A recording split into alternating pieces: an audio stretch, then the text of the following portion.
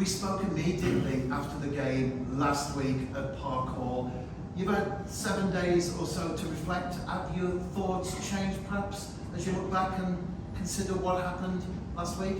Yeah, obviously, it was a fantastic first half. We look at it and obviously we scored 3 goals. We probably could have scored a couple more and dominated the game. But obviously, as we all know in football, that 2 halves are very, very rarely the same. And in the second half was a little bit different. We didn't dominate the ball as much as what we did for the first half, and we still had a couple of opportunities. But I think it's 3-0 up. I think there was a subconsciousness of let's keep hold of what we've got and let's see the second half out without conceding a goal, which obviously was very important because it makes things even harder if they grab a goal right at the end. And we're coming here a 3-1 aggregate. It's going to be hard enough at 3-0. So at 3-1 it would have made things a little bit harder, but I think also the other end we had 1 or 2 opportunities where it could have been 4-0. So yeah, look, we know it's going to be a very, very tough game. We done really well at home, we played well, and we're going to have to play well again tomorrow night. Well, it was 3-0 as we've said. Did that perhaps surprise you in some way? Did you expect it to be a lot closer as far as the scoreline is concerned? Yeah, possibly. We scored 3 very good goals as well. So yeah, it'll obviously be a lot closer tomorrow night. That goes without saying. It's a tough environment to come to. It's never easy coming away from home in any European competition. So we worked hard this week, and we understand that it's going to be a really, really tough game, and we're going to have to be right at it. We're going to have to be on our A game, very similar to what we were last week if we want to come here and win the game. Which we are, want to come here to win the game. That's the way we play, that's the way we are, that's our mentality, that's what we 90% of the time is us, front foot football. So yeah, we'll be playing that way as well. Last Tuesday was a history-making night for Welsh football. The first time that VAR was available for the referee to use. He did go for it on 1 occasion. There was a lengthy delay. Yeah. The verdict went our way in the end. Yeah. But what are your thoughts overall on VAR? Yeah, as long as there's more decisions right than wrong, then I think everyone wants that, don't they? You look at it, and obviously I'm not too sure whether they were looking at the offside or whether the handball in the build-up. They took a ricochet, I think, off Jack Bodnam, where it come off Leo Smith first and hit Jack Bodnam, so I wasn't too sure whether it was, because it was clearly onside. Anyone could see it was onside, Brad's call, but they might have been taking it back a step further to have a look whether it was handball in the build-up. That's what I was thinking. That's what I was led to believe. But yeah, look, it is what it is. It's technology. It's moving forward in football, and as long as there's more, a significant amount gets more right than what there is wrong, then I think everyone will be happy.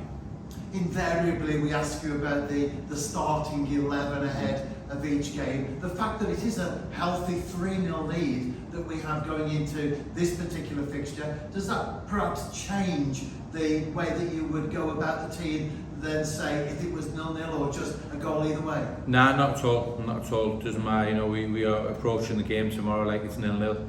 Forget the 3-0 6 days ago.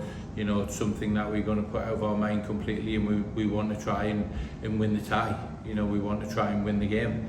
So that's it. It can become very dangerous if we just think right, we're going to sit back and try to defend a lead for 90 minutes. Then it's not the way we play.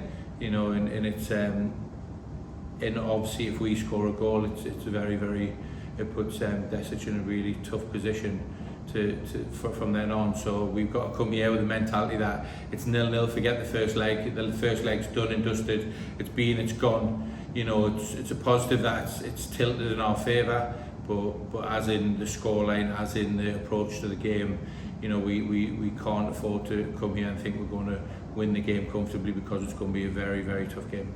Dečić have absolutely nothing to lose because they are trailing 3-0 from the first leg. How much consideration are you giving, or have you given, to their position going into the game, or is it all about the New Saints and what you intend to do? Yeah, look, we are not as arrogant, or we're not as foolish to think that the Dečić are going to play a big part in the game, because they proved that on Tuesday last week. They're a good team, got some good players, and they are dangerous. So we can't go into the game thinking it's just all about us.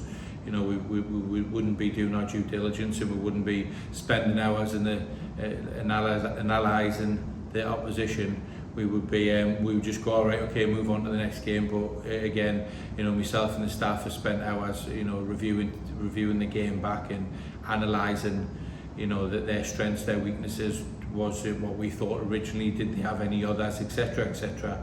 You know yourself the amount of time, hours, and you know that go into reviewing games, and we've spent as long, if not longer, with watching the first leg as what we did before we even go into the first leg. So yeah, it's something we won't be taking for granted.